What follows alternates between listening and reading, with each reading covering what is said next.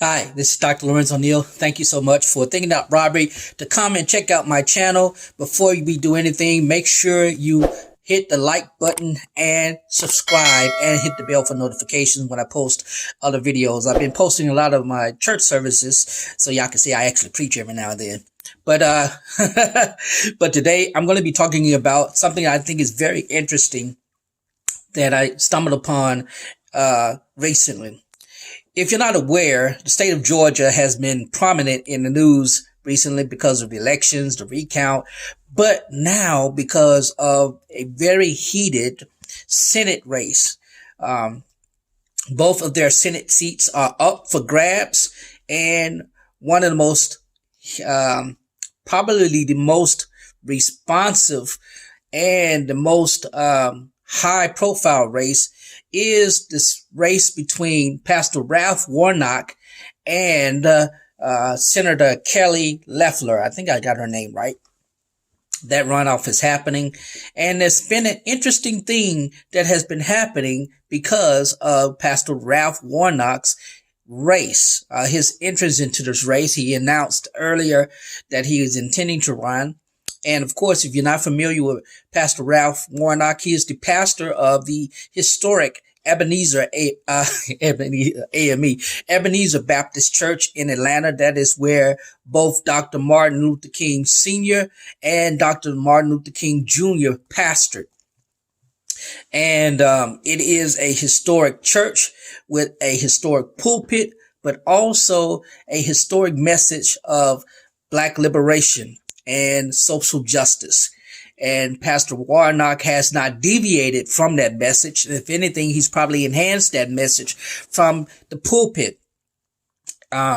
More recently, he served as the officiant for the late, great Representative John Lewis's funeral service there in Atlanta. And he, as I stated, announced that he would be running for Senate. Now, he played around with this idea some years ago, but I don't think he ever really took it seriously until very recently. But what I want to talk about is an article that was written and published in the Baptist News, Baptist News Global. You can go to the website Baptist News, and I also saw it on the Old Black Church with Miss Ann Brock. But it's interesting because they draw a parallel between Barack Obama's 2008 presidential run and Ralph Warnock's 2020 Senate run, and they brought a connection between one individual, and that is the Reverend Dr. Jeremiah Wright. And so I've called this the Wright paradox or something. Yeah, you'll see it. Anyway, if you recall in 2008, when Barack Obama was running for president, the right conservative news outlets used a sermon by Reverend Dr. Jeremiah Wright where he says, God, America, goddamn America. And they ran with it, said that he was a socialist, said that he was a communist, said that he was anti-American, he was anti-Semitic and all this stuff. And they just ran with it. And of course, they took this out of context. And I've been an admirer of Dr. Wright since I was a child, watching him on television, and had the opportunity to share the pulpit with him and be in his presence at a number of conferences and revivals. I mean, I've just loved the man. And because I am in the Black preaching tradition, I preach in a Black liberationist tenor.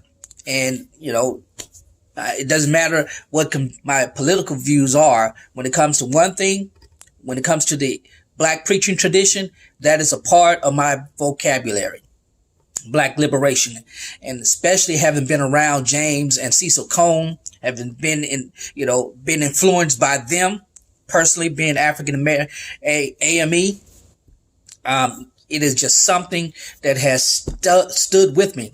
But anyway, the article says that something is happening among white conservatives, right, Christian conservatives that happened in 2008. That is, they are trying to make a connection between Reverend Warnock and Reverend Wright. And the article says that, and I'm going to quote it specifically, it says that this approach is not working. See why? Because in this is what they said. In an attempt to frustrate Warnock's campaign, Loeffler tweeted, Reverend Warnock has a long history of anti-Israel extremism. He defended Jeremiah Wright's anti-Semitic comments. He embraced anti-Zionist BLM organization. And he thinks Israel is an oppressive regime for fighting back against terrorism. And the author of the article goes on to say that what Senator Loeffler, is identifying, as anti-Semitic, anti-anything, is actually liberationist. Is through the lens of liberation gospel, a liberation message that Warnock is preaching. Like myself, I preach in the same tone, like Martin Luther King Jr., and even, as much as people don't want to admit it, even Malcolm X. Black liberation theology, black liberation praxis is a long-standing tradition of the black preacher. You can't separate them. And while you have black preachers who identify as conservative and are right-leaning, and you have black preachers who preach this liberation who are left-leaning and identify more liberal and progressive. But the whole point of the matter is that we still drink from the same fountain of liberation. For us in the black preaching tradition, before it became infused with the prosperity gospel and all the other things, some of the mysticism and some of the other manifestations of it that's more prominent now, it was always about liberation. Even the black preacher who was in many cases historically the most educated in the community, biblically educated, certainly.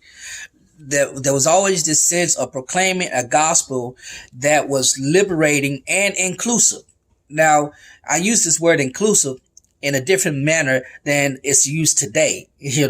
Inclusive meant that God loved everybody enough to redeem everybody. And that's the liberating gospel of Jesus Christ, right? He did not deny anyone.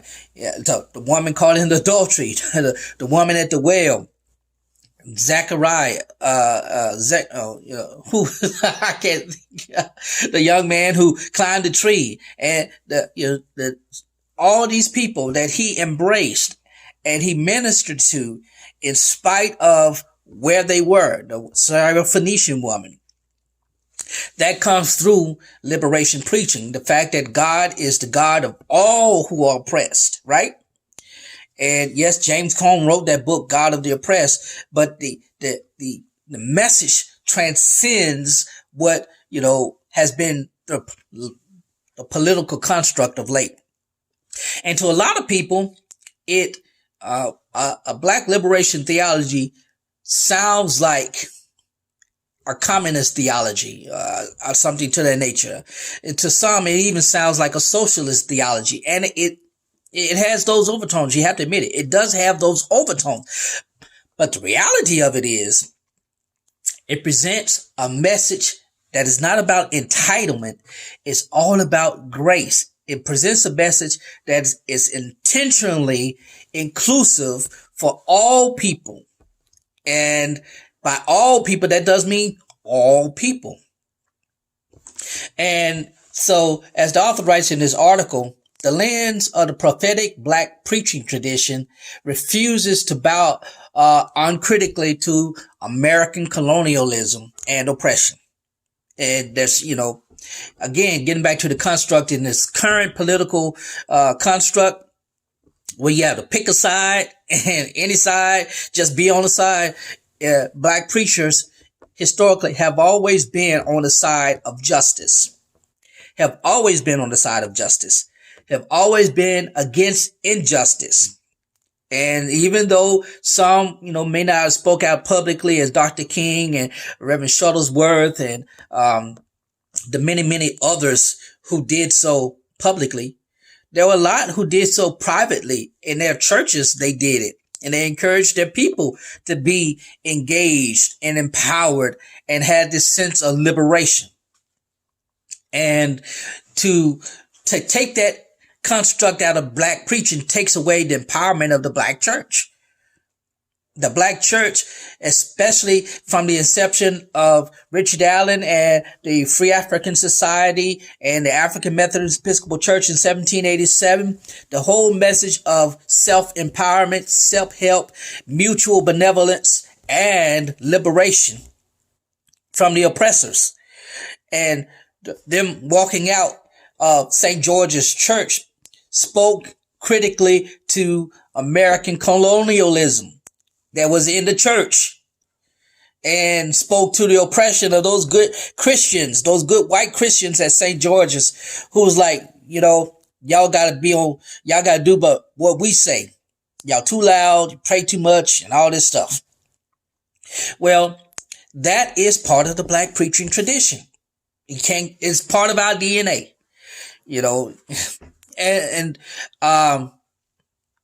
and like the author says, this lens is what Reverend Warnock, who is a scholar by, and I don't agree with where he stands on some issues. I just don't. But within the construct of black liberation theology and preaching, we're on the same page. Same with Dr. Wright. They, as I, and as many others, we preach through the lens of liberation. And Leffler and other, unfortunately, some of my white brothers and sisters, they don't understand that. They can't see it that way. We talk about Moses and the oppression and all of that stuff that freed the Israelites. And we talk about how that's still very much present. And even though we may use the language such as systemic racism, systemic injustice, we understand that the language really doesn't matter. It does, to some it does matter, but to us, it's not about the language, the words we use. It's the praxis. How can we really truly speak truth to power? That's the praxis. How can we empower our people to be aware that that what they're experiencing isn't a soliloquy for their existence, but it should be a means of empowerment so that they can go out and be change agents. It doesn't matter. And this doesn't go with a political agenda or policy or anything. This is about preaching a liberating gospel for a liberated people. So the article goes on to say that Leffler's critique suggests that there is no room in American politics for those who critique America from the perspective of the marginalized.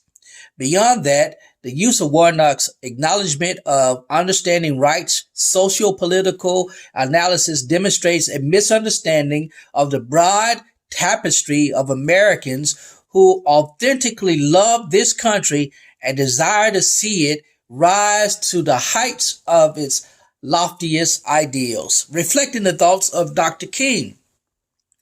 One of the key reasons we hold Reverend Dr. Martin Luther King Jr. in high esteem is the fact that he stated the country needs to be what it said it's going to be. It's supposed to be a country of people, free people, as he's, you go through any of his speeches. We've really taken away from the liberationist themes and power of Dr. Martin Luther King Jr.'s sermons and his speeches, especially post 65, going into 68 before he was assassinated. the timbre and the tone of his message changed. He was speaking out against the Vietnam War. He was speaking out against housing injustice that was happening across the country. He was speaking out, and as he did the day he was assassinated, for workers. And to some, again, it comes across as a socialist kind of perspective, a socialist message. And people like us who preach that, we're socialists, we're communists, and we want to see America fall. But no, what we really want to see is America be what America claims to be. If we're gonna use this message of making America great again, the best way of making America great again is making America realize the realities of the existence that's being in America over the centuries and even in this present moment. So as a black preacher, we are obligated to speak against injustice. So yes, I don't agree with the premise of the Black Lives Matter global movement. I do not. But I agree with the fact that we need to address injustice, and when it comes to police brutality in, urban communities, we need to adjust the injustice when it comes to the unrighteous and high black on black homicides in our communities, and how these guns are being trafficked into urban communities. All of this, that's part of liberation preaching, right? That's part of, if you are a gun prevention advocate, then you should be preaching a liberation gospel. If you're anti-abortion, even if you're pro-choice, you still should be preaching a liberating gospel, because you should be presenting to those people opportunities to see them in the best way, through the lens of Jesus Christ and his love for others. He loved us so much that he died for us, right? He who knew no sin became sin for us, right? Took on the curse for us. That is the liberation gospel. Can't take that away from it. And the question is why, the author asks, is why are Republicans still so obsessed with Reverend Jeremiah Wright?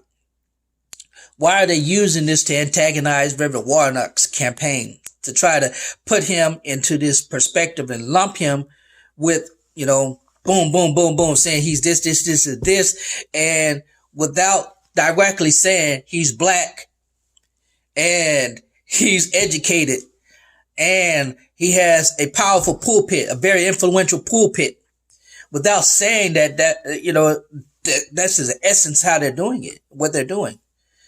Why are they using this? It's because Wright's word, and I agree with the author on this, speak to the American reality. No matter where I am, and I do lean center right. I do lean center right. But because I lean center right does not mean that I cannot use the influence that I have to speak to the injustice that I see. Now, I live in an urban community. My church is in an urban community. I hear the gunshots every night. I have to respond to families who have been impacted by the injustice of, how unjust legal system, all of that stuff. I'm involved and engaged with. So it does not, where we identify on the political spectrum does not and should not affect our ability as preachers, particularly as black preachers, and hopefully even as white Christian evangelical preachers, to speak the truth to power, to make the reality of America real in real time, and stop trying to hold on to some mythical idea of what America is and what it should have been, because it hasn't been. Now, that does not mean that we neglect, the reality of what's happening. But what that does mean, and that does not mean that, we just promote people or policies that will give this sense of addressing it, but never really does anything. Because that's, we see that cycle happen in every politicals, every election season. Politicians making promises, and then when they get into the office, they forget the promises. But that's neither here nor there. I said all that to say, for my white brothers and sisters, we got to get out of you have got to get out of the myth of this great America. America is great, We don't have to make America great again. We need to make ourselves great. As individuals, we need to focus and make sure that the Christian gospel message that we proclaim from our pulpits week after week is reaching those persons who feel oppressed, who feel marginalized. Because when we give that message of Christ's love to all, and we stop discriminating and saying, well, all doesn't mean this group, all doesn't mean that group, all doesn't mean this particular thought, wave of thought or train of thought, all doesn't mean that. No, all means all. If you're going to say Christ died for all, then Christ died for all. Anyway, it's just going to be interesting. You have a white woman, a white female running against a black male. It's just an interesting race. And no matter who wins, Georgia right now is predominantly red when it comes to the state legislature, and the governor. Of course, they did go blue for the presidency, but then, that doesn't mean they're blue.